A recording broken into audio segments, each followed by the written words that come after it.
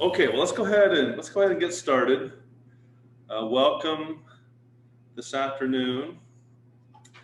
I want to thank Jody Kime and Craig O'Donnell for getting me set up here. Let's see, I need to go to where I can share my. Let's see here. How do I share my screen? I'm not seeing it on here all of a sudden. This is when we need Craig here. Okay. Yeah, actually, see the arrow right now. Oh, there we go. Okay, perfect. Yeah, thank you. Sorry, already having technical difficulties here. Okay. All right, can you see this front screen? Anxiety and depression. Actually, I have you all muted, so I can't even tell if you're if you can see it or not. So don't worry about it. Okay, well, let's go ahead and get started. First of all, my name is Craig Smith. I am a counselor in the counseling department, and I've worked some years in mental health and at the hospital, and so I have some experience in that way. But very honored to come and speak with you today about anxiety and depression. And hopefully this will be informative and maybe a little bit entertaining, but I would ask you to, if you can, I'm going to present on way too many things. There's no way you're going to remember all these things, and you probably know some of them anyway already. But if you could leave here today with just one thing that you could put into your own personal tool bag to help you or to help somebody else. Listen for that one thing today that you can take with you that may be of help to you. Okay, let's go to the video. Let's see here. Oh, I can't see those top videos. Oh, here it is. Okay.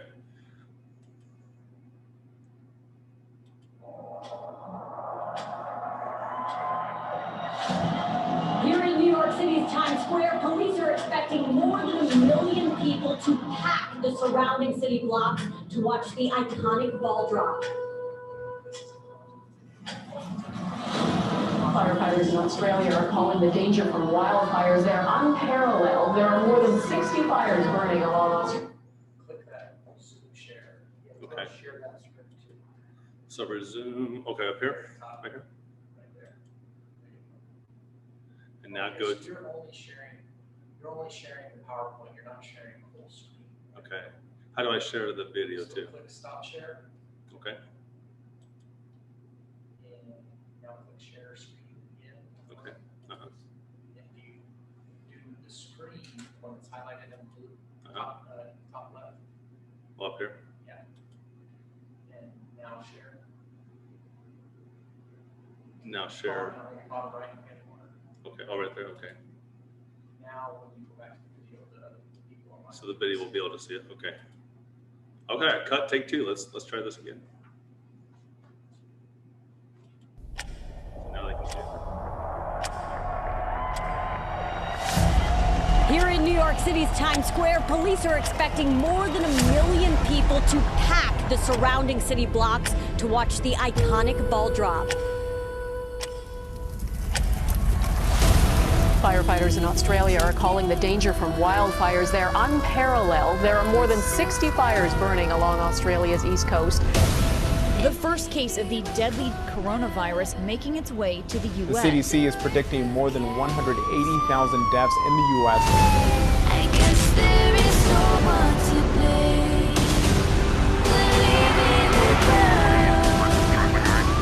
blame. Racial tension is rising across the United States.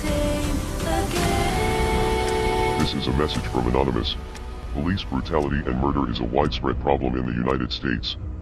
It's the final countdown.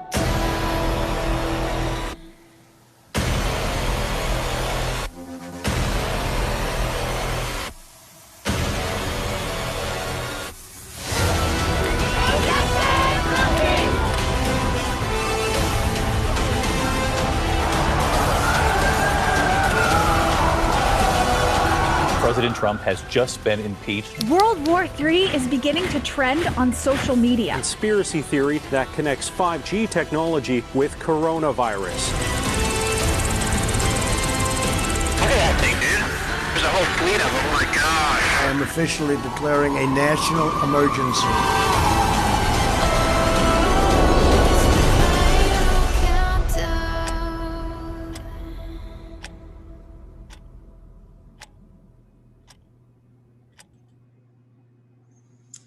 Okay, let's see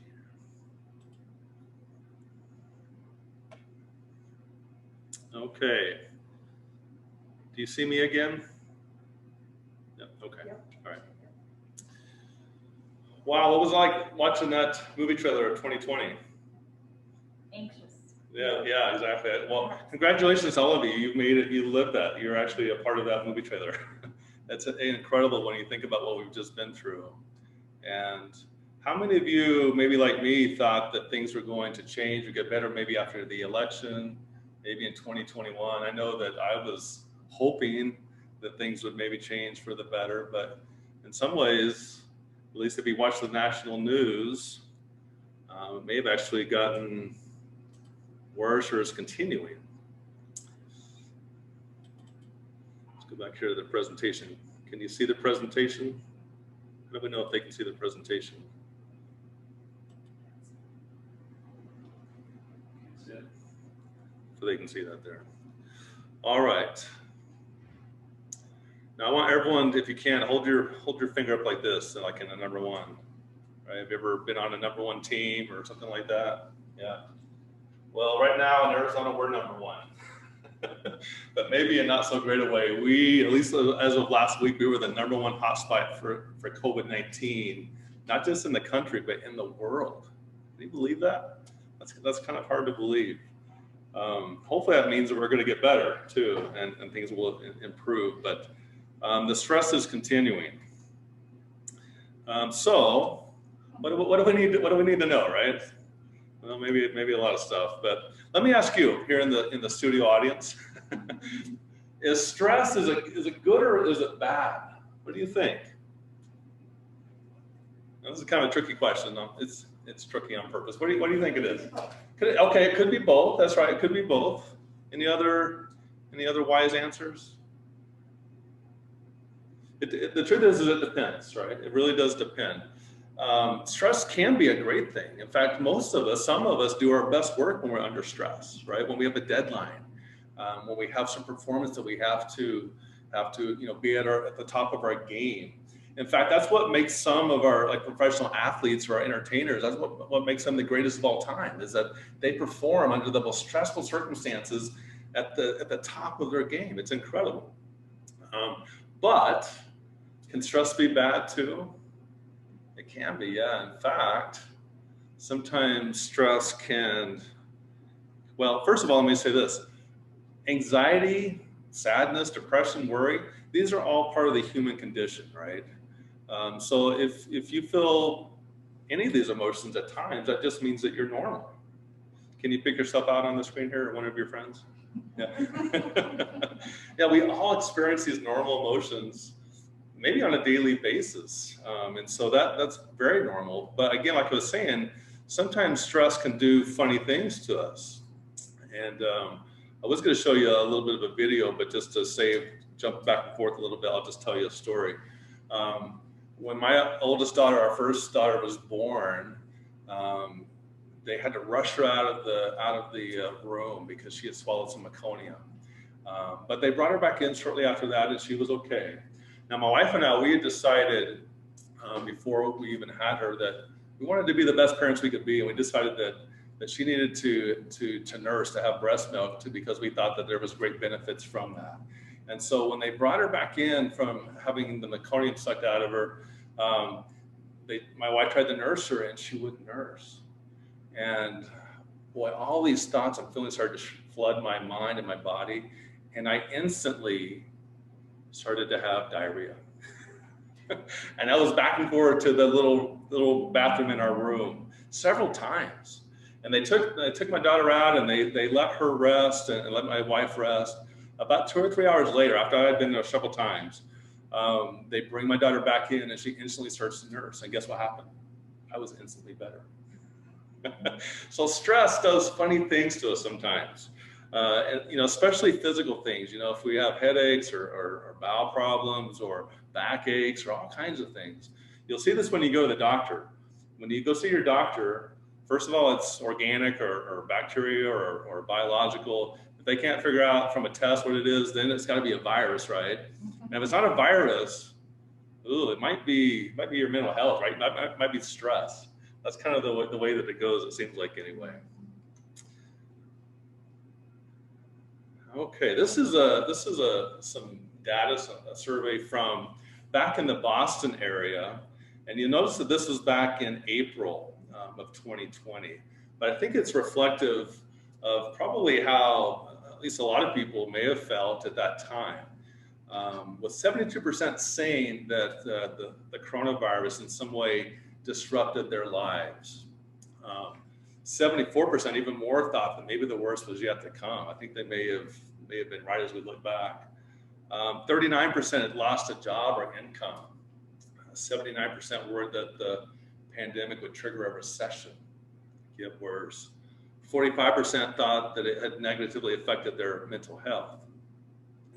And 82% feared that the nation's healthcare system would be overrun. So yeah, do you think this is pretty reflective of where we were at in April of 2020? Maybe, I don't know if I was quite there. I think I got it maybe like in July, where I realized like, oh, this is getting serious. But at some point in the year, I think we all kind of got to this point. Now let's talk about things a little closer to home, about how this affects students, since we are a campus with students. A survey done by Active Minds surveyed 1,777 college students. And this is what they found, is that 75% reported that COVID-19 had worsened their mental health. That's quite a few, isn't it? I mean, that's 3 out of 4 kids. 88% said that they experienced stress or anxiety as a result of the pandemic. Nearly 80% suffered from disappointment or sadness during this time. And somehow, and I want to talk to these people, just over 1% said they had not experienced any stress. I'm thinking, were you just playing tic-tac-toe with the survey? What were you doing? But that's interesting. So again, this is showing maybe what we already know, that this affected lots of people in many ways. Now, these are kind of funny, but they're kind of not so funny. But certainly things have changed, and that's one thing that we can always count on, is that things will always change, whether that's for the better or the worse. But yeah, Grandpa, tell us again the story of what it was like before COVID-19. I hope that doesn't turn out to be true. Of course, it caused some disruptions in our relationships, in our families. You know, aren't you going to do something? I'm doing it. I'm staying home, right? And then, you know, this, I don't know why I put this one in. I think it's just funny, but this one on the right-hand side, for those of you that know what fantasy football is, you'll think this is hilarious. But at first, fantasy football was a harmless hobby. Then I started to believe I really owned a team, and Eli Manning really was my quarterback. Then my wife left me, and I'm sorry, this is hard. We love you, man. Yeah. Okay. So anyway, all kinds of stress that we went through, and maybe are still going through. Now let's talk about this. And I don't think I'm exaggerating this, but we might need to talk to our biology people, but every thought, every feeling that we experience is due to chemical reactions, electrochemical reactions inside mainly our brain, but also in our entire body. So mainly neurotransmitters and hormones. And so right now, you're having chemical reactions inside of you. And you're thinking, wow, this is amazing, or this is boring, or I'm hungry, or what am I going to have for dinner tonight? Or you're thinking all kinds of different things, right? And different chemicals are being released. And some of those may be helping you to be more excited. Some of them might be helping to calm you down. Some might be doing all kinds of different things to you. But our minds are amazing. Our bodies are amazing. And you know the rhetorical question we ask each other, how are you doing today? And what do we say? Great, fine, okay, right? We say like this one-word answer. Well, if we were really being honest, we would say, hey, do you have like an hour? Because as human beings, our minds are so complex, we can think and feel many, many things at the same time. And so if we were to go into everything that we're thinking and feeling, well, it would take a long time, right? But just know that chemicals, and again, electrochemical reactions are what cause us to think and feel and have all these sensations. So, depression and anxiety, they like to hang out together. They're kind of like best buddies or first cousins at least. And you see some of these famous duos that like to hang out together too to represent that. But some estimates show that as much as maybe 60% of those with anxiety will also have symptoms of depression and vice versa. So that's pretty amazing. So it doesn't mean always, but more times than not, you're going to have both. Now, this is a quote from iwastesommuchtime.com. I'm not sure who exactly said it, but it says, having anxiety and depression is like being scared and tired at the same time. It's the fear of failure, but no urge to be productive. It's wanting friends, but hate socializing. It's wanting to be alone, but not wanting to be lonely. It's caring about everything, then caring about nothing. It's feeling everything at once, and then feeling paralyzingly numb. Wow, that sounds terrible, doesn't it? Have you felt that before? Some of us have. Now, speaking of depression, Winston Churchill called it the black dog or his black dog. In Abraham Lincoln's time, it was referred to as melancholy. Today, there's a lot of other words that we might use. You might see some up there that you might describe depression with. Any word that jumps out to you?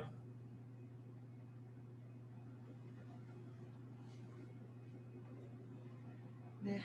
Meh. Yeah, someone said meh. Yeah. Speaking of anxiety, it says the Oxford English Dictionary in the 17th and 18th century referred to nervous disorders as vapors. Interesting, huh? Again, here's some words and terms that we might use to describe when we are having anxiety. Again, some of these might be somewhat normal. Others would not be very fun to have under any circumstance, maybe. Okay, how many of these people can you name? Do you see a few that you know? Every one of these celebrities have dealt with either anxiety or depression or both. And I show you this not because maybe they're more important than we are, but I show it to you because anxiety and depression, they do not discriminate. They can touch the rich and the poor, they can touch the famous, they can touch the person that no one's ever heard of. Because we're all human. We're all having, in some ways, the same experience. And many times, depression and anxiety are part of that. Is there anyone on here that you don't know? Just this morning, I don't know if you see that guy right below Robin Williams in the Cleveland Cavaliers uniform. His name is Kevin Love. Some of you may not know who he is. But I heard a commercial just this morning as I was taking my son to school from Kevin Love. And he suffered from anxiety attacks. He actually had one right in the middle of a game and ran out of the court because it was so intense. He didn't know if he was having a heart attack or what it was. But he now has this campaign. It's called Be Kind to Your Mind. And he actually talks about mindfulness. We're going to talk more about that later on. But anyway, very, very interesting. Let's see if we can I get back over to the videos, Craig? Okay. Are they able to see this now? Okay. Actually, can we get rid of that always? Yeah, of course I have to. Yeah, show me how to do it. Because that's giving me anxiety. How can I, let's see, I don't want to watch this one. How do I get this to go up? How can I bring that down a little bit so I can see? Oh, down. Okay, yeah. Yeah, we don't want either one of the Craigs to have anxiety if we can help it, yeah. Okay, let's watch this for 1 second. When I was 23, I was cut from the CFL after I was not drafted in the NFL. I had to move back in with my parents in a small apartment in Tampa. And again, dreams dashed. You work so hard, and then somebody's saying that, well, you're just not good enough, and you gotta go home. And at 23, you think life is over. I fell into a deep depression, and I remember at that time, the only thing I wanted to do was clean the walls. I grabbed some cleaner and a rag, and for days, I would clean. I cleaned everything. It was just the only thing I can control. I found that with depression, one of the most important things you can realize is that you're not alone. You're not the first to go through it. You're not going to be the last to go through it. And oftentimes it happens. You feel like you're alone, and you feel like it's only you, and you're in your bubble. And I wish I had someone at that time who could just pull me aside and, hey, it's going to be okay. It'll be okay. I wish I knew that. Just got to remember, hold on to that fundamental quality of faith. Have faith. And on the other side of your pain is something good. After about a month and a half of staying in that little apartment and cleaning, I got a phone call from the head coach of the team who cut me, head coach of the Calgary Stampeders. He called me and he said, hey, I know we cut you, but I'd like you to come back. I said, okay, I appreciate that, coach. Thank you very much. I'll think about it. He said, okay, great. I hung up the phone, and my dad said, you're gonna do it, right? I said, no, I don't think so. I think I'm done with that. And he goes, what? I said, my gut tells me I'm done. He said, what are you gonna do? I took a deep breath. I said, I'd like to get into the business. He said, what business? I said, the wrestling business. He said, you are throwing it all away. It is the worst mistake you will ever make. He said, you're ruining your career. So maybe I'll be no good. But I feel like in my heart I have to do this. And I either need you to train me or need you to not train me. My dad rose to the occasion. So I'll train. And it wound up being one of the greatest chapters in my life.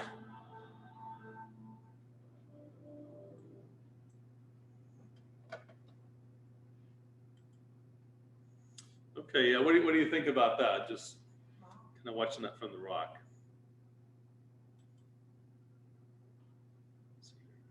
So am I going back to this here? Well, let's see, I need to go back. I'm sorry, I need to go back to the PowerPoint. Yeah. So can I see this now?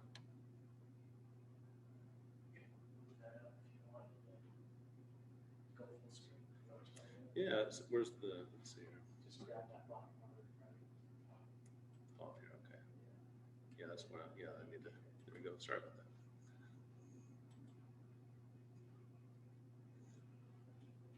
Well, and that doesn't mean that everything that we do, like if we're depressed, that doesn't mean we're going to become famous the next day or anything like that. But I like what he said when it says, have faith that there's good on the other side, right? That good is coming. It doesn't feel like that when you're dealing with a bout of depression or anxiety. It feels like it's never going to change or never going to get better. But like I said before, things always change. Things are always different later on. Okay. Now, it seems like at kind of the basis of the foundation of almost every mental health disorder that we experience, there's some type of a loss that maybe is associated with that or maybe triggered that. Certainly a loss of control with anxiety, loss of safety or security, loss of function or ability. Think about, if you were to have a stroke and to lose that ability, or if you were to lose a limb in an accident or something like that. Loss of independence or freedom, loss of hope of the future, expectations or dreams. That's usually a big part of feeling depressed, loss of relationships, whether that's through death or divorce, or maybe you move away, the loss of reality. And we probably think, well, I don't do that very often, right? That's just for people that really have problems. But have you ever driven to Walmart and not remember going through the stop signs or the stoplights? I know my car knows the way to Walmart. If I'm not careful, if I start driving, my car will just start driving to Walmart. And my kids will be like, Dad, where are you going? We're like, we're not going. They're like, oh, I thought we were going to Walmart. The car knows the way, but the thing is like that's a mild form of dissociation. When we're deep in our thoughts, we start to kind of go on autopilot, kind of go automatic, and we can still function, but we dissociate a little bit because we are thinking about things. It's also a loss of innocence. That's where I have that picture of the Wizard of Oz, right? When someone kind of pulls the curtain back on something, on some process or something, and that you thought maybe was wonderful or great, and you realize like, this is kind of sickening, to realize how things really work. That's sometimes a loss of innocence and can affect us. Of course, the loss of an identity or role that we may have. When we graduate high school, when we retire, when we change careers, sometimes that can greatly affect us. Okay, let's get into depression a little bit here. So this comes from what's called the DSM-5. So that's a diagnostic manual that therapists, counselors, psychiatrists use to diagnose clients or patients. But this is real important. So to have the diagnosis, the official diagnosis of depression, you must have either depressed mood or a loss of interest or pleasure, which is the big word for that is anhedonia, occurring for almost 2 weeks, almost every day. And it has to be for at least 2 weeks. So sometimes we're down for a day or two. That's not clinical depression, right? It's got to be at least 2 weeks, including 4 or more of the following symptoms. A sleep disturbance, so you're having trouble staying asleep or falling asleep. Weight loss, especially when you're not intending that. So everything's the same except you're just losing weight, right? And there's not a medical condition that might explain that. Psychomotor agitation or retardation. That just means like you're either kind of fidgety or you're just listless, like you don't have any energy at all. And that kind of leads into the next one: fatigue or loss of energy, diminished ability to think or concentrate, feelings of worthlessness or inappropriate guilt. So we might all feel kind of bad about ourselves every once in a while, but if you're really hammering yourself, if you're really beating yourself up, if you feel guilt over, things that like, wow, that's a little too much, then that might be where you're meeting that criteria. And of course, recurrent suicidal thoughts. So again, you've got to have that depressed mood or the loss of interest or pleasure, and at least 4 of these to be clinically diagnosed, and you got to have it for at least 2 weeks. And again, you kind of see that note at the bottom. It can't be better accounted for by bereavement or grief, substance use, or a medical condition. So that's important as well. Let's go to anxiety. And again, this is the excessive worry or the inability to control it. But this is for at least 6 months. That's quite a difference from depression, isn't it? So 2 weeks versus 6 months, with 3 of the following symptoms: restlessness or feeling keyed up or on edge, being easily fatigued, difficulty concentrating or mind going blank, irritability, muscle tension, and sleep disturbances. Again, not better accounted for by a substance use disorder or a medical condition. Now, how many of these did you notice were the same as depression? Any of them? I think like 3 or 4 of them, right? Yeah, let's just go back there for a second. Yeah, so there's a lot of similarities here, right? Maybe that's why they hang out together quite often, is because there's some of both embedded in these diagnoses. So anyway, very, very, very interesting. But this is for at least 6 months. That's quite a long time to be feeling these symptoms. Now let's go on to a panic disorder. So there's 2 different categories. There's expected or unexpected. And then you've got to have 4 or more of the following symptoms, and that constitutes an attack. So stuff with your heart, palpitations or accelerated heart rate, sweating, trembling or shaking. You might have a sensation of you can't breathe or being smothered, chest pain, discomfort. Many people, when they have a panic attack, what do they think they're having? A heart attack. Yeah, they'll go to the doctor. I'm having a heart attack. They run all the labs with no troponins. There's nothing coming back. Maybe you had a panic attack. Wow, but it hurt. Yeah, it can hurt. That's what's amazing about it, is you could have no physical symptoms as far as a heart attack, but you could be having that pain, that sensation. Of course, nausea, abdominal distress, feeling dizzy. And this is interesting too, a feeling of unreality, of being detached from oneself. That's an odd feeling. A fear of losing control, fear of dying, numbness or tingling, chills or hot flushes. I can tell you myself, I've only had a few panic attacks my whole life, maybe 4 or 5. But for me, I kind of experienced them a little bit different. Some of the symptoms closer towards the bottom. I had this sense of doom, the sense that I'm going to die, something bad is going to happen. It's an awful feeling, and sometimes I can't tell if what I just did, if I thought that, if I really did it, or if I dreamed it. I can't tell that for a little bit, and usually it lasts for like maybe 2 or 3 hours. And I remember when I was first experiencing those, I thought I was losing my mind a little bit. I thought I was like really in trouble. But later on I realized, now if I have them, I realize, I'm just having a panic attack. I just need to just let it pass. It's going to go away. It's not going to be this way for very long. But it can really be difficult to go through this. And sometimes what happens is, especially if we have had one of these attacks in public, we get this snowball effect, where we start to worry about having another one in public, maybe at school or at work or church or at Walmart or wherever. And so that fear of having another one, what does it do? It actually causes us to have another attack, right? And that can cause us to feel like we can only be safe at home. And that can lead to what's called agoraphobia. That's where we only feel safe inside of our house. And so, yeah, really, really disabling. It can be anyway, these type of attacks. Okay, so what really is going on when we have a panic attack is we're getting the fight or flight or freeze response. And so that's embedded in us. We see it in animals. But what it is when we're faced with danger, whether that's real or perceived, we have this sensation either to fight or to run or to be still, like maybe they can't see us, right?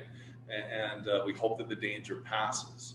And so that, again, that's instilled in every single one of us. And it's actually a good thing. If we really were in danger, it'd be super important to be able to protect ourselves, hopefully to survive. Have you ever almost been in a car accident? Have you ever had a dog chase you? Well, you'll get these same feelings of adrenaline and shaky and heart pounding, and your life flashes before your eyes, and then later on, when the adrenaline dumps into your stomach, you feel kind of sick later on, and you're still shaky. You can be shaky like that for an hour or more, even though the danger is actually passed on. So let's talk about kind of what's going on. First of all, we have what some people call an old brain or reptilian brain, or some people like to call it a hope brain. But this is, from, I guess, evolution or something, where it gets passed down, where we are kind of triggered to be able to survive, to protect ourselves. And so the hope brain, or the reptilian brain, its main purpose is to help us survive. And so we want to react if we're in danger, we want to feed, and we want to reproduce, right? And then we want to do those things again. Those are the important things to help not only us, but our species survive and keep on going. So when everything is fine, or there's no threats, there's no danger, well, we can think very clearly, can't we? We can have our sense of humor, intact, and we can have very good judgment, very smart, very wise. they have complete emotional control. People probably think, oh wow, they're always so well put together and they never have any problems and never get upset. Well, that's because there's no threats to us at that time. But when a threat comes along, whatever that is, that could be, again, a real threat or a perceived threat. It could even be, for us nowadays, it doesn't have to be a saber-toothed tiger chasing after us. It could be a bill that we get in the mail that we weren't expecting. It's like, oh my gosh, I owe $500. How am I going to come up with that, right? That could be perceived as a threat for us. We start to get frustrated, start getting a little bit irritated or upset. We're a little bit less rational when that starts to happen. And we also have decreased emotional control. We're starting to feel a little bit of pain. We're starting to feel uncomfortable, whether that's emotional or mental, psychological, or maybe physical pain. If the threat continues or increases, then we might start to get angry or scared, right? Those are very closely related emotions. Our judgment is very poor at that point. We might have little or no emotional control. The pain may become more intense, and it may become even more uncomfortable. And we might feel like our back is up against the wall, like there's no way out. Like I don't have any choice except to fight or to run or to freeze, right? And then finally, we kind of go into action mode. Have you ever seen someone get upset? Like, have you ever seen a coach get upset at a basketball game? Kenny Smith is watching it. Yeah, but when things aren't going your way and they're making bad calls and it's just everything is terrible, like at some point you feel like you have no choice but to say something, to do something, right? Otherwise it's just going to keep on going. And so sometimes that's when we become upset, we become raged or panicked. We might have a complete loss of control, and we might even have very poor memory. We may not even remember what we said or did. Like, I don't even remember saying that. Like, I said that? Yeah, you were out of control, Craig. Like, oh my gosh, I can't even believe that. And we're going to either remove ourselves from the threat or we're going to remove the threat, right? Because, again, we're in some type of pain. We don't want that to continue. Now, let's go a little bit deeper into maybe mental illness and disorders, but and I think I showed this to you when I did the other presentation a few months ago, very quickly. But 1 in 4 adults will suffer from some type of a mental disorder each year. Nearly 10% of Americans over 18 will experience a depressive illness each year. Women are twice as likely to suffer from major depression than men. Women attempt suicide more than men. Men are 4 times more likely to complete suicide than women. Now, why would that be, would you guess? If women attempt suicide more, why do men complete suicide more? What do you think? It's a choice. It's a method. Yeah, it's the method. Yeah, exactly. So the more lethal means, the more times you're going to complete suicide. And so, if you're using a gun, if you're using a firearm, if you're hanging yourself, then those are more likely to kill you. Even though taking pills can be very, very serious and you can die from that. A lot of times though, when you take a whole bottle of Tylenol, it doesn't kill you right then, it kills you 3 days later when it is tearing up your liver and you didn't tell anyone. But what happens also is when we are feeling suicidal, there's a tension that kind of builds up and it feels like you have to do something, right? I have to get away from this threat or from this pain. And once you do something like take pills, then all of a sudden that tension falls off. And sometimes it's then where we think, oh my gosh, what have I just done? And then you go and seek help. But if you use a firearm or a gun, you don't get a chance for that tension to fall off. It's usually just over, right? And so that's why men are more likely to complete suicide than women. About 18% of the population suffer from an anxiety disorder each year. Of course, all this is during a normal year, right? Do you think this would all be increased over the last year? I think so, because there wasn't a whole lot of things that were normal about 2020, and 2021 is kind of starting out the same year, or same way it seems like. Okay, let's talk again a little bit closer to home about facts about suicide on college campuses, because this is where we could be affected. But did you know that suicide is a leading cause of death among college-age students in the United States? Of everything that I looked at, it was either one or two. The other one being accidents. So probably like car accidents or things like that. So it's kind of flip-flop, but that's a lot, isn't it? That seems like it's too high. Over 90% of students who commit suicide have a diagnosable mental disorder. That means that they probably have depression or anxiety or something along those lines that they're dealing with. And maybe they got help, maybe they didn't get help, maybe they didn't even know that. Now this is a little bit different than the other slide that I just showed you, but it says college-age men are 4 to 6 times more likely than college-age women to die by suicide. Yeah, so again, men are ahead there. And do you know who leads it more than anyone else? Is Caucasian men. The highest rate of suicide is middle-aged Caucasian men. So I'm at great risk right now. But I'm not sure what all the factors are there. But that's what the stat shows. That's what the data is. Again, suicides occur at a rate between 6.5 and 7.5 per 100,000 among college students. But this next one is interesting. Attending college may be a protective factor as non-student peers die of suicide at twice the rate, at 15 per 100,000 of college students. Why do you think that? Why would college have some protective factors? Because there's more stress in college, right? You would think maybe, but why would college have some protective factors, do you think? What do you think, Miss Gina? Sorry, I put you on the spot. I was thinking possibly the students who are in college have goals. They have something to look forward to. Yeah. You know, they're going to go. They might go away to school, making new friends. Yes, it's scary now, but they have something to look forward to. They're motivated to do something. Yes, right. Rather than just staying home. Yeah, I think you're right. Yeah, so they're kind of future oriented. They're looking towards the future. I mean, why would you go to college if you're not trying to get a degree, you're trying to graduate, trying to get a job someday, right? So yeah, what Gina said is that she thinks is because college students have goals or are looking towards their future. I think that's a really good idea. Anything else that would cause college to maybe be a safer place than for those that aren't in college when it comes to suicide? I would hope like the interaction. Yeah.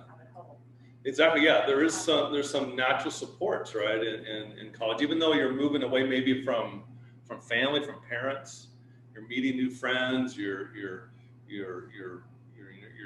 out there. You're trying to to kind of gain some of your own resources, right? Get some of your own confidence. Yeah, I think those are both good reasons. In a recent national survey, just over 10% of college students reported that they had seriously considered suicide in the past 12 months. So what that means, just think about your classes, those of you that are professors that teach. If you have a class of 20 kids, 20 students, 30 students, that means at least 2 or 3 of them have seriously considered suicide in the last year. I mean, and if for some reason you have a class that doesn't have that, then you're lucky. You lucked out. But you could have 4 or 5 in some classes, right? You could have a few more in other classes. Anyway, it's a little scary, a little disconcerting to think about that. Here's some other facts about suicide in the United States. Suicide is the 10th leading cause of death. In 2018, over 48,000 Americans died by suicide. There are on average 132 suicides a day. Again, Caucasian males, middle age are the highest rate. And firearms was a means of suicide for just over 50% of suicide deaths. And so it's definitely a problem. I want to show you a video now that it's people talking about their experience with feeling suicidal. And so if some of you might be sensitive to this, if you are, I would invite you to go to the bathroom, take a break, not watch this. But this isn't too much. So it's just kind of what this is they asked 100 people just that they'd ever considered suicide before. So I wanted to show this to you.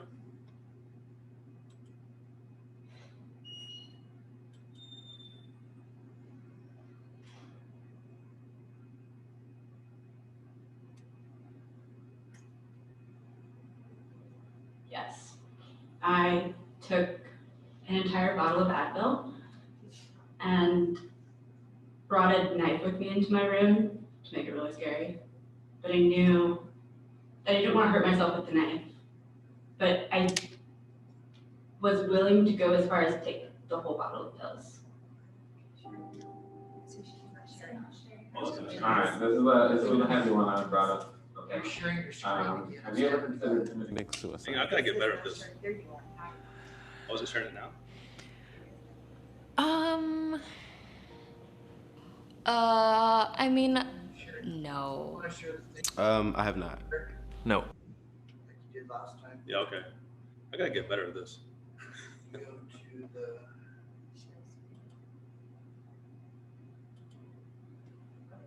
The share screen. Oh, power. No, share screen. Go back to your video. Yeah, oh, right here, yeah. Okay, And you want to do the one that's the screen. this one here, Yeah, that one. That's your video. and then share. Yeah. Okay, all right, sorry about that. Yeah, thank you. I have not. I have not. No. No. Yeah. Is that something you'd be willing to talk more about? No. Have you ever considered suicide? Yeah. Yeah, for sure. Yes. Yes. Yes, I have. Oh, yeah. Yes, I have considered it. Actually, I called the crisis hotline on Saturday because I've had a very rough go in my life. A lot of death, doing hospice care for loved ones, and so it just became overwhelming. Have you ever considered suicide? Oh yeah. Oh yeah. Whoo-wee. I mean, I'm in the happiest time of my life, but I've been like in depressive phases, like where I was like doing fentanyl and just hoping I was going to die just for months. Like I've had suicide be like a thought in the back of my head since I was a child. First time I felt like killing myself was when I was 6.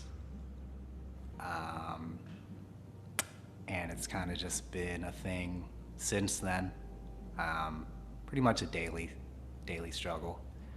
Have you ever considered committing suicide? Yes, I have. Yes? Several times when I was much younger. Absolutely. Yes. Yeah. Yeah. Definitely. Yeah. Yeah. Like, what was going on that put you in like your worst state? Not really having like a goal or a purpose. I felt invisible, underappreciated, abused. I just felt like, what was this for? I just thought if I were dead, maybe people would care. I was struggling with childhood abuse. My parents are going through like a really, really heavy divorce. I did get picked on pretty heavily growing up. I even got I guess you could call it a death threat in my locker.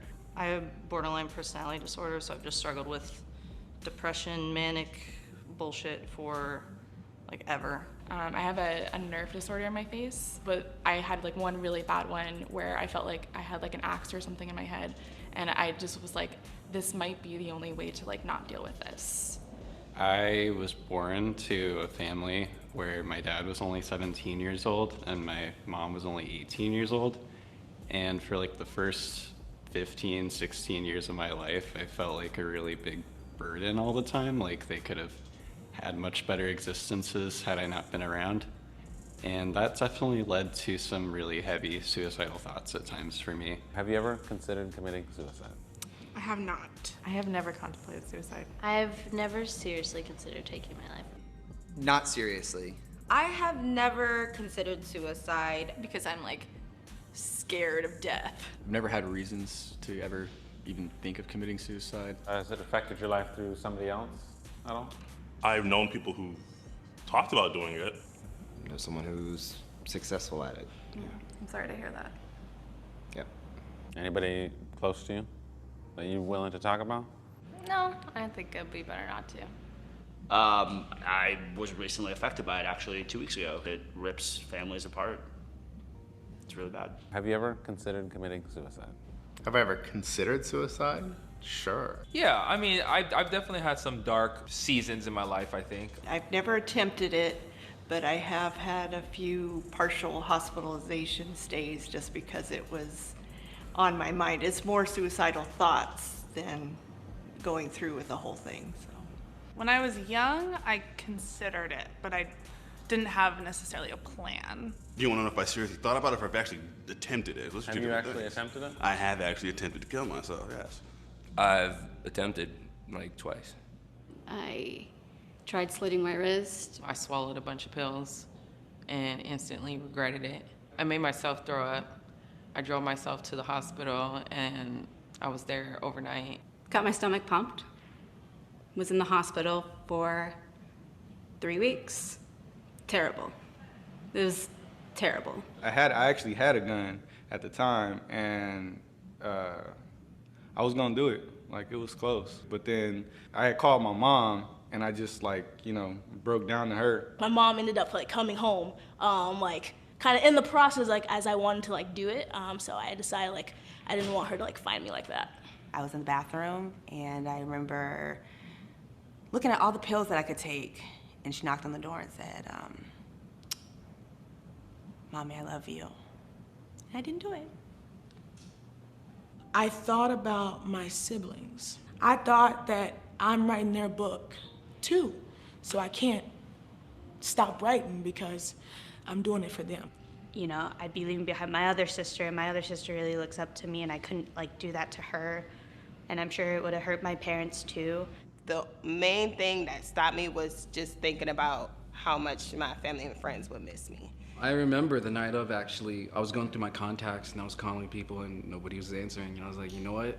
If this last person doesn't answer me, I think this just might be it. And then my friend Jojo, he's like my brother, he answered and he took me to, you know, our friend's house, and they all got around me and poured their love out to me, and they saved my life that night. What have been some major factors in preventing you from committing suicide?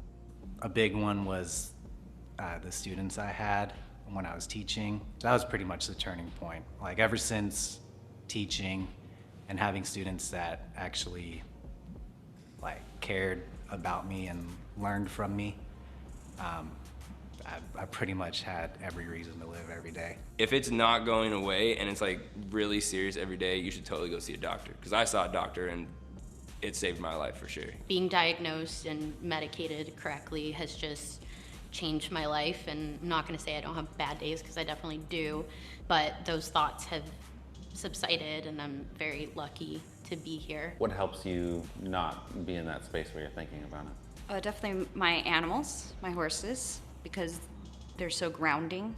Like you can't feel anywhere but in the moment when you're with them. And I think that's a big part of feeling suicidal, is you're not in the moment.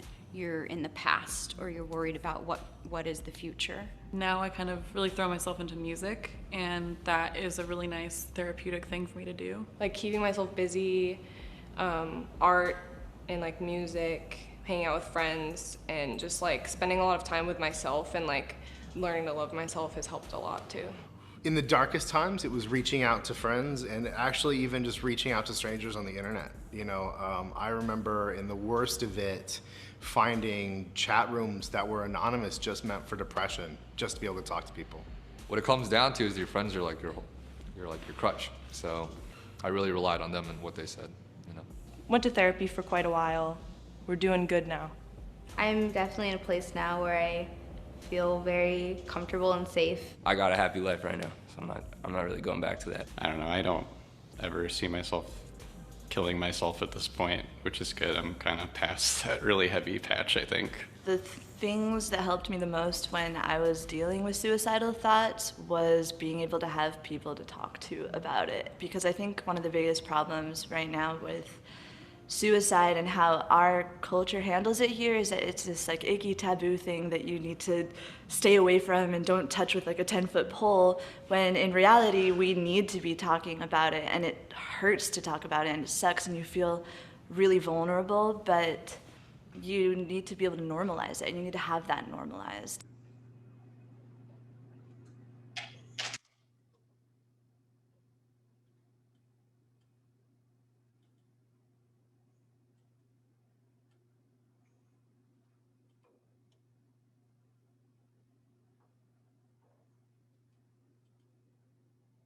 What did you think about that?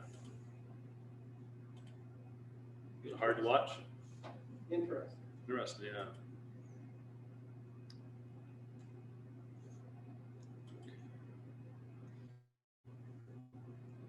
Yeah, so it is a little bit hard to watch. It's interesting to watch.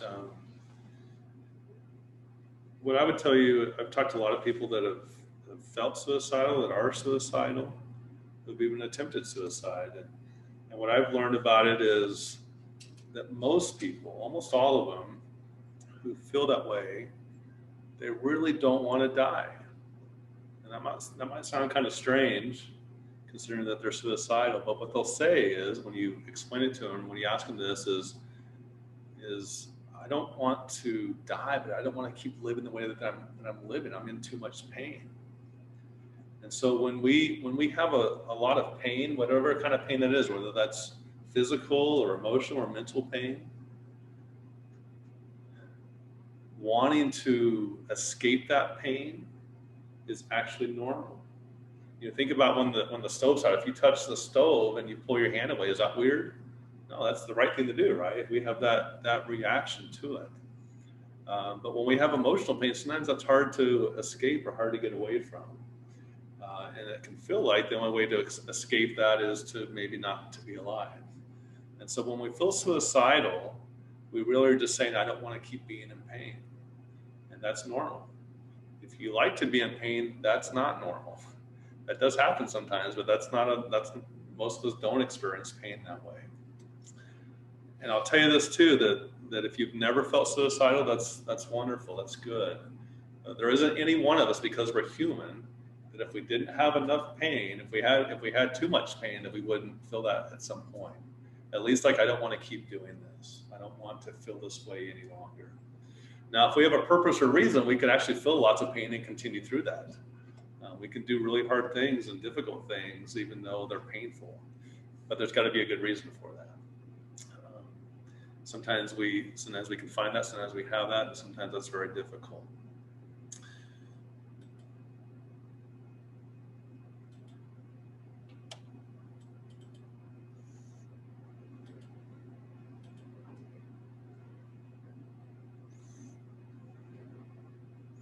Okay.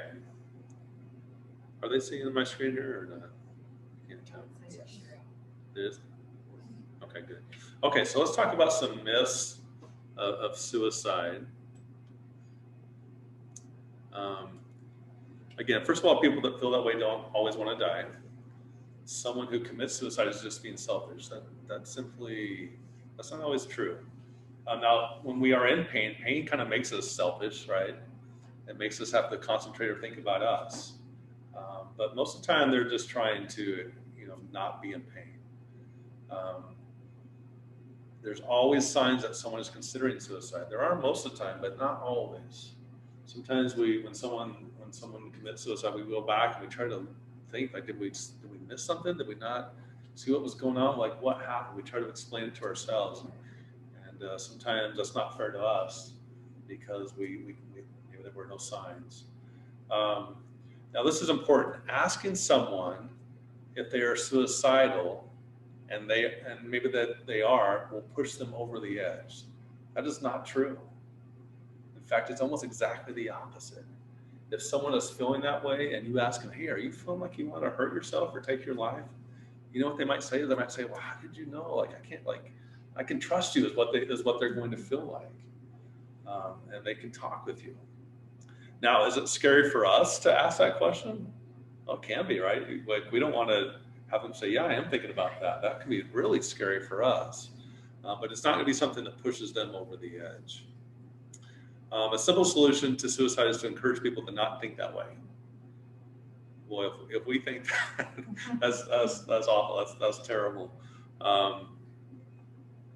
Again, it's because of the pain that they're feeling that they're suicidal, not because of some deficient thinking or anything like that, or not having a positive attitude or those kinds of things. An adolescent who cuts or self-harms is suicidal. That's not always true either. Cutting is actually different than a suicide attempt. Now, sometimes they can look very closely the same, and sometimes someone who is cutting can go a little too far. But that doesn't necessarily mean that they were suicidal or that they were trying to kill themselves. Cutting is another form of, it's self-destructive and harmful, but it's a way to deal with stress for some people. It doesn't make any sense to someone who doesn't feel that way or has never done that, but especially to a teenager, sometimes that can relieve stress or pressure that they have. And so it's not a good thing, but it doesn't necessarily mean that they're suicidal.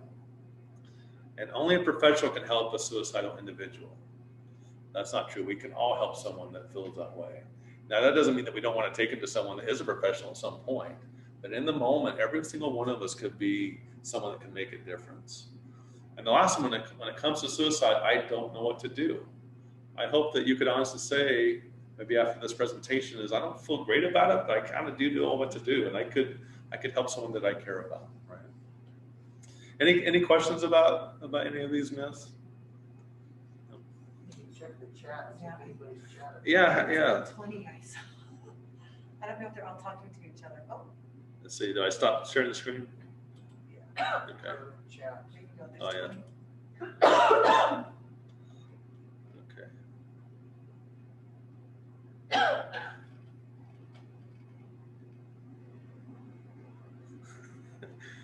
This is one. I hit a javelina on my bike. My heart rate was scared. that was a few. Yeah, I like that. Yeah, fight or flight response, right? All right, let's go back to sharing the screen here. Let's see here. And let's see here. We need to. Oh, right there. Okay. All right. All right, so for just a second, everyone stand up. We've been here for a little while. Everyone kind of stretch a little bit. Oh my goodness. Now we're going to talk about maybe what we can do to help ourselves or to help others, okay? You can stand as long as you want, or you can sit back down now, but I just wanted to kind of wake myself up and everybody else up. Okay, first of all, if we want, we need to take care of ourselves. Have you guys ever been on an airplane flight, right? What do they tell you first about masks? Put yours on first and then help somebody next to you, okay? That's because you can't help many people if you're unconscious, right? If you're not breathing, right? So for us, especially if we're under a lot of stress, under a lot of pressure, okay? Maybe we're not thinking this clearly, we're getting into that whole brain a little bit, right? Ask ourselves, am I hungry? Am I thirsty? Am I tired? Or am I sick? And if we can answer yes to any of those questions, we probably need to address that first before we really deal with whatever the issue is, okay?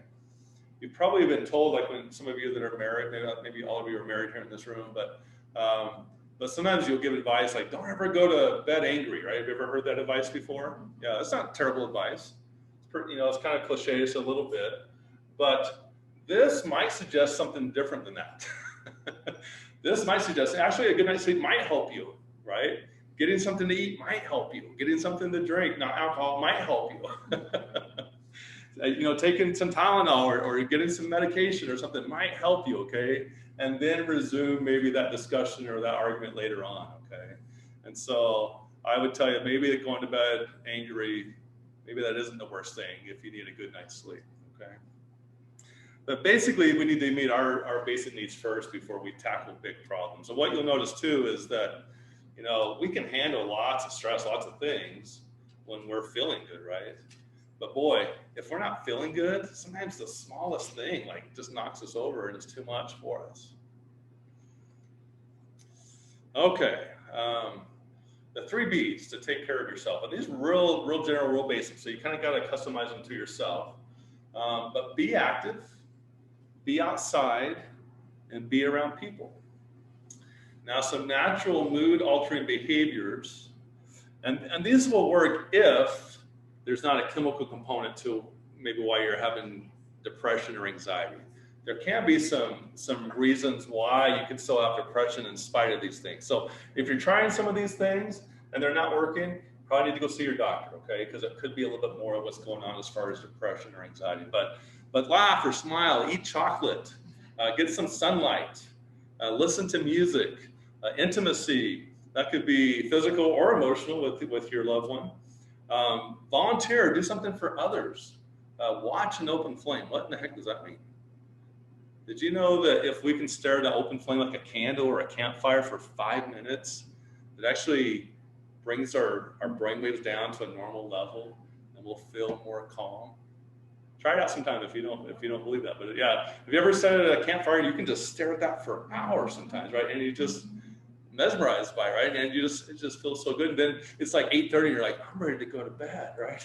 Because you're out camping, but it's that fire. Also meditating or praying, talk with someone, exercise. And there's probably others that we could add to this list, but this is a pretty good list to think about. So is there anything on that list that you could do or that you are doing that helps you? Yeah, of course. Absolutely. Do it some more. Now, here's a good thing. Whatever you enjoy doing, and we have to read the fine print. So it must be legal, semi-safe, non-destructive. It's got to be relationship friendly, so it can't make your wife or your husband mad. And it's got to leave you with the same choices that you started out with, right? So if you end up in jail, then that didn't work, okay? But whatever you enjoy doing is good therapy for you, right? Whatever that is, whatever you like, whatever your hobby is. Playing with lightsabers and squirrels, right? Okay, mindfulness, good. I'm glad we're finally here. Mindfulness is kind of like a Buddhist type of thinking or meditation, but basically it's the ability to be aware and to focus on one's experience, including thoughts, feelings, and sensations in the moment without judgment. And so it's used now as a technique to help us calm down and to relax. And we are going to try some mindfulness exercises here for just a second. Here's some, but the most basic one is just to take some deep breaths. We don't have to think to breathe usually, right? It does it automatically. But when we consciously take a deep breath in and out, that is actually being mindful, because all of a sudden we're thinking about being in the moment, being present, and what our body is doing. So always taking some deep breaths is a great idea, especially if we have to do something stressful, something that's difficult, and we just need to be clear. We just need to be calm in that moment. Notice 3 things in 3 minutes. So it's like a sight or sound or a smell. Just be quiet and just kind of notice whatever those things are. Doing a body scan. This is a good thing to do when you're laying in bed and you're trying to relax. Start with your toes, or start at your head either way, and just start to think about the different body parts. And you might tense them up and flex them for 3 seconds and then let them go. And do that about 3 times, and then move up. Go to the next, to your calves or to your thighs, and just kind of move up. But just to kind of be present and be with your body. Daily aspirations. So what do you want to be? Now, it's important with the daily aspirations that you say it as though they're already happening, as though they're present. So if I say I want to be a good counselor, you say I am a good counselor, or I am a good teacher, I'm a good professor, I'm a good father, I'm a good mother. Say it as though you're already doing it, and it helps if you say it out loud. Then express gratitude for 1 minute. Do you know that I believe it's impossible for us to be anxious or afraid and grateful at the same time. We might be able to do them really close together, but we can't do them at the same time. And so when we're grateful, when you think about all the things that are good in your life, that helps you to be like, oh wow, I have it pretty good. Even though there's some things that aren't great, I have it pretty good right now. Can I get someone's help to pass some stuff out here for us? Have everyone take 2 of these. If you're playing along at home, if you have it available, or if you're in your office, if you could grab some type of a food item that isn't a package. We're passing out chocolate here. They're packaged up. I wish I could give this to you through Zoom out there in Zoom land, but I can't. But if you can go and get something that is packaged that is a food item, that would be great. Now, don't eat your chocolate yet. Some of you guys are already diving in. Don't eat your chocolate yet. But what I want you to do, and again, if you're playing at home or in your office, have your package ready. I want you to first of all notice the packaging. Notice how it's wrapped. Notice the detail. What's printed on it. What color it is. I want you to notice if you can smell the item through the packaging. I want you to notice all kinds of things, like everything that you can about this package. And then when you're ready, I want you to slowly start to open this little package.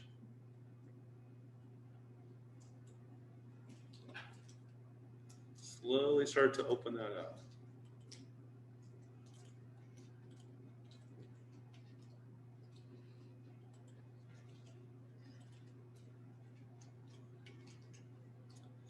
Okay. Once you have your chocolate or whatever you have in your office or at home, once you have that opened up, I want you to look at the detail of that food item. Every detail that you can see about it, or that you can smell, or that you can feel.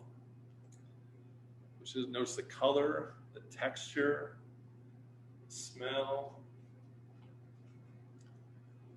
And then when you're ready, I want you to take a bite of this chocolate or whatever you have in your office or at home. Again, I want you to notice the texture, the feel, the taste. I want you to notice everything about it.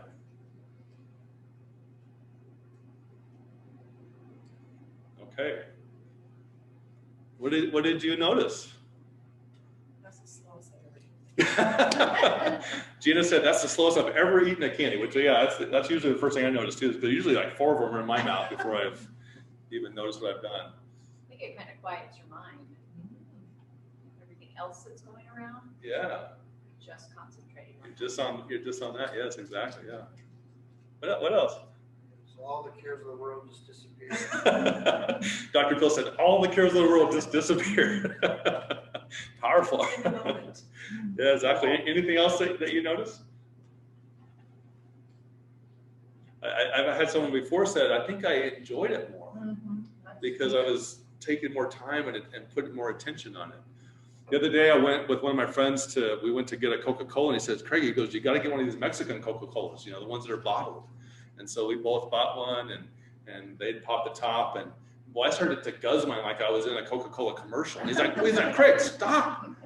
You got to sip. You got to savor it. You got to enjoy it. Yeah, so sometimes if we're a little bit more methodical, more conscientious, then sometimes that's a more enjoyable experience than if we just shove 4 in our mouth really fast. Good. Anything else? Oh, someone says they had an emergency stash in their drawer. Oh, good. Oh, thank goodness. Bart Thins, dark chocolate, and blueberry. Oh, those are good. Yeah. Nice. Yeah. Please give me one of those. Anyway, good. Sorry if you weren't able to do this. I hope some of you were able to do this. But one other quick mindfulness technique. You can eat the other one whenever you want, or do whatever you want with it. But we did this before. Let's do it again just for fun. But I want you to, you're going to close your eyes. We're going to take some deep breaths. And then I want you to take your right or left hand, whichever one you choose. I'm going to have you touch your fingers, okay, at different times. I'm going to ask you to remember something, okay? And just do your best you can to remember. If you can't remember, that's okay. But we'll keep moving on. It'll just take a few moments, okay? So let's take a deep breath in and breathe in. Breathe out. Breathe in again. Inhale. Breathe out. Exhale. Take one more deep breath in. Exhale out. And now I want you to touch your thumb to your index finger. And I want you to remember the best gift that you've ever received. Maybe it was for Christmas or for a birthday. Maybe it was just random. I want you to remember the best gift that you ever received. I want you to remember who gave it to you. I want you to remember what it was and how it made you feel. I want you to refill that feeling of receiving that gift. Okay, now I want you to touch your thumb to your middle finger.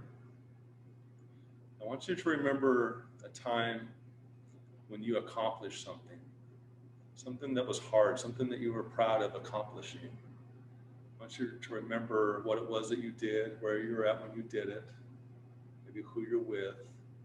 I want you to refill that feeling of accomplishment, of pride in yourself. I want you to feel that one more time. Now I want you to touch your thumb to your ring finger, and I want you to remember your first crush, or the first thing that you fell in love with. I want you to remember who that was with, where you were at. I want you to feel those feelings again of falling in love.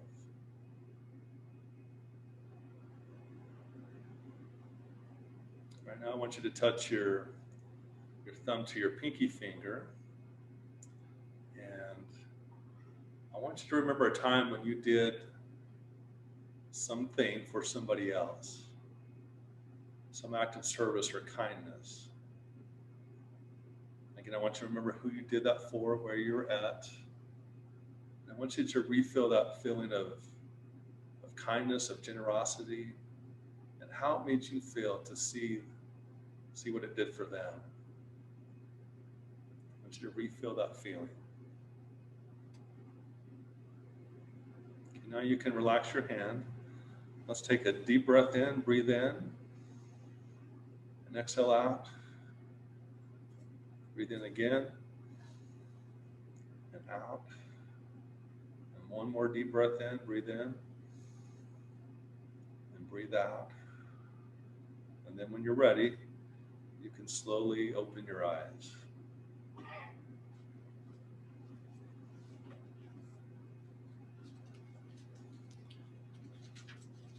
Does anyone want to take a nap right now? Were you able to remember or feel most of those things? Yeah. And how do you feel now here in the studio audience? Relax, yeah. Feels good, doesn't it? Yeah. Yeah, what else? Anything else? Was it hard to do? Was there any of them that you couldn't think of or couldn't remember? Yeah. Our minds are amazing. They can really bring us back to any time or place. And of course, we can think of bad things too, right? We can stir ourselves up. We can calm ourselves down and remember those good feelings really anytime that we want. And so good job. Yeah, thank you for doing that. I hope that you were able to do that at home or in your office as well. Okay, who do I need to share first? Yeah, we can go back to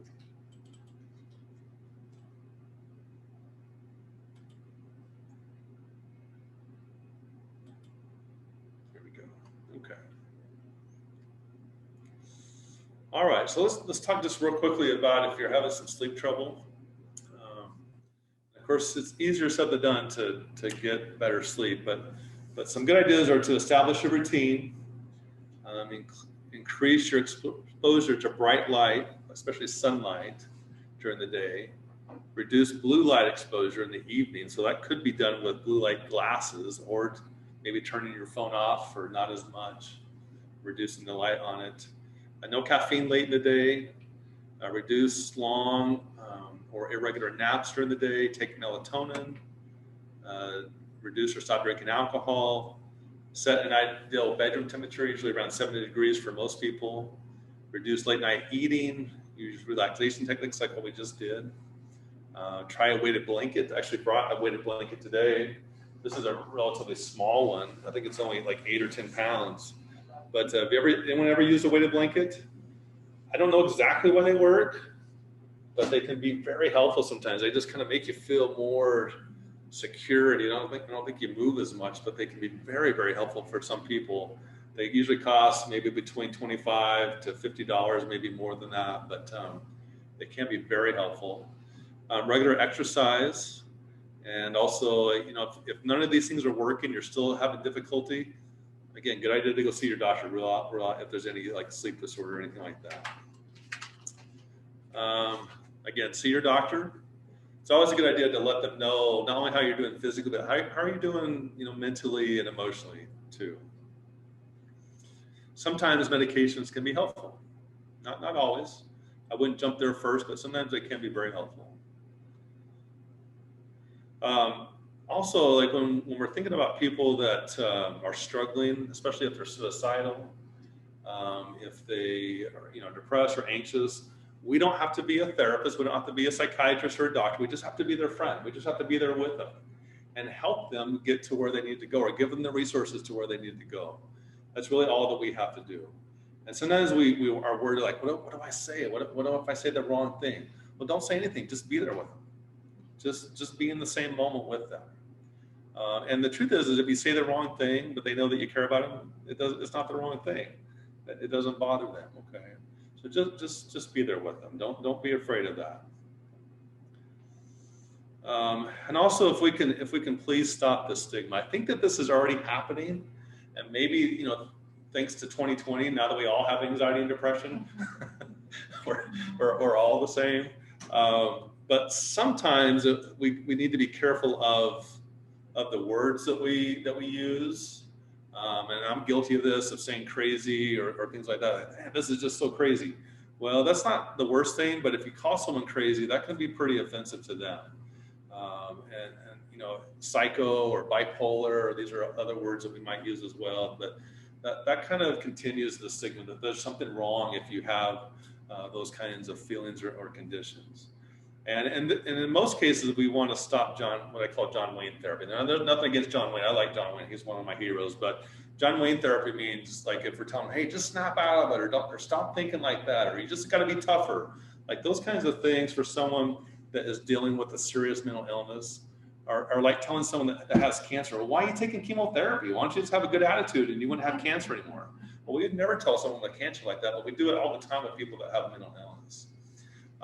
Also, encourage people, yourself or others, to get treatment, to seek treatment. Share your experience. Tell people what you're going through and how you dealt with it. And remember too that you, if it's you or someone else, that you're not the illness. So if you're dealing with depression, you're not depression. You're a person that is dealing with depression, right? Just like someone that has cancer, they're not cancer, right? They're being treated for that, but they're not actually the disease. So we need to really remember that as well. Resources. And I brought some resources today for those that are here in person, but mainly just know that here on campus, the counseling center, that we're able to help you. There's lots of resources on Reptile Resources. You can go to eac.edu and look under current students, and there's tons of resources in there, including mental health resources.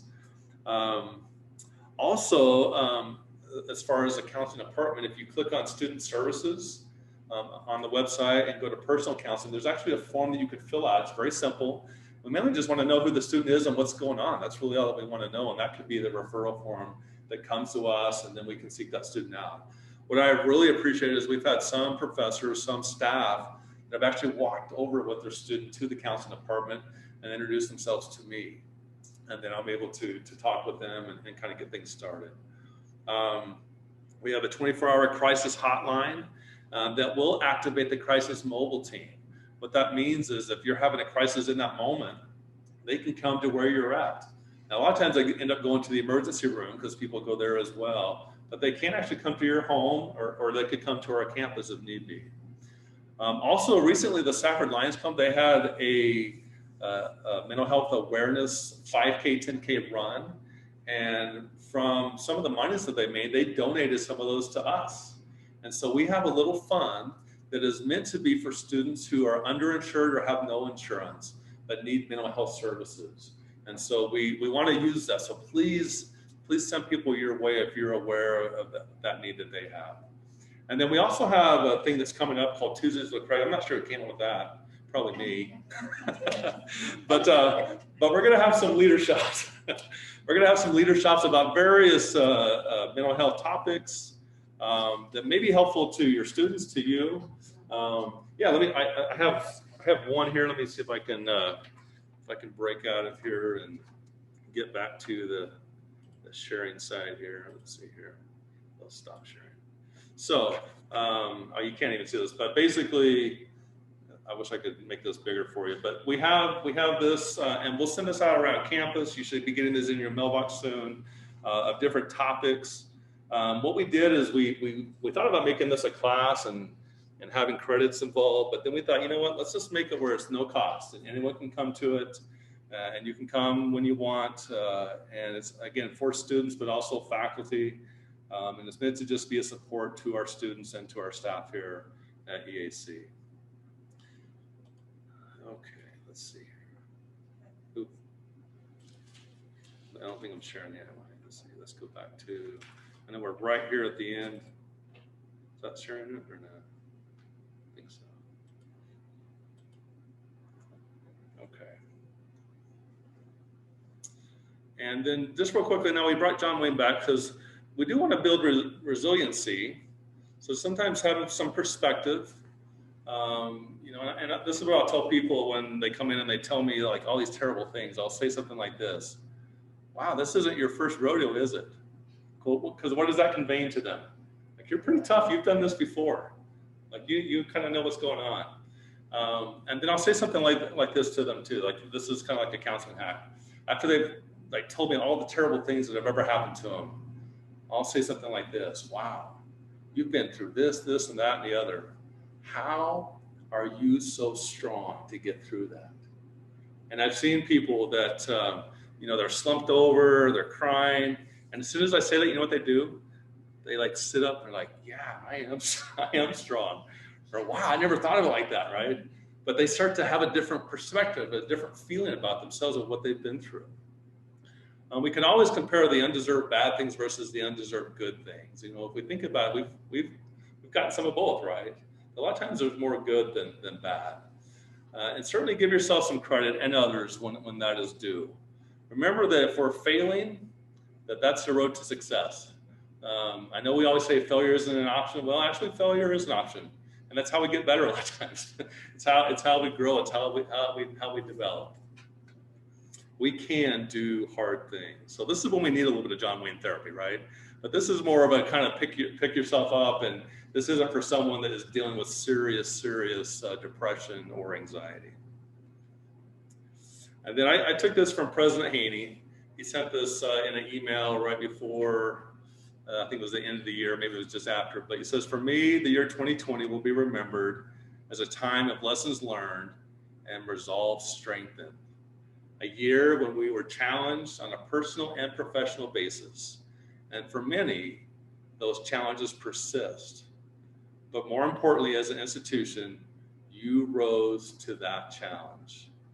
There's an old proverb that states, 'Smooth seas do not make skillful sailors.' The seas of 2020 have not been smooth, and our sailing skills have been tested. But as we show respect and gratitude for these opportunities, we become stronger and skillful in every way." I love that. I just want to like raise my hand up, and I was thinking like a Braveheart or something like that. Can you imagine like President Haney like Braveheart? I don't know. I can. Now here's one other thing too to kind of end up with. This is from Dr. Martin Luther King. 10 cures for depression are to go out and do something for someone else and repeat it 9 times. I love that. Repeat it 9 times. There's something that we don't have to be perfect. We don't have to be without any flaws or any depression ourselves to reach out to help somebody else. And it can lift us and it can lift them too. One of my heroes, Jackie Robinson, "A life is not important except in the impact it has on other lives." EAC, you're beautiful. Thank you for letting me talk with you today.